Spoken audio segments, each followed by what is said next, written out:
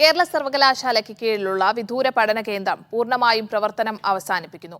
School of distance എഡ്യൂക്കേഷനെ online കോഴ്സുകൾ പഠിപ്പിക്കാനുള്ള സംവിധാനമാക്കി മാറ്റാനാണ് തീരുമാനം. അടുത്ത അക്കാദമിക വർഷം മുതൽ UGC അനുമതിയോടെ ഓൺലൈൻ കോഴ്സുകൾ ആരംഭിച്ചേക്കും.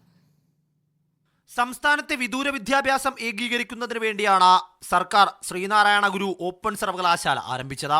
ഓപ്പൺ യൂണിവേഴ്സിറ്റി ആക്ട് പ്രകാരം മറ്റ് സർവകലാശാലകൾ വിദൂര വിദ്യാഭ്യാസ കോഴ്സുകൾ നടത്താൻ പാടില്ല എന്ന് വ്യവസ്ഥയും ചെയ്തു. ഇതുമൂലമാണ് വിദൂര പഠന കേന്ദ്രത്തിന്റെ പ്രവർത്തനം പൂർണ്ണമായും അവസാനിപ്പിക്കാൻ കേരള സർവകലാശാല തീരുമാനിച്ചത്.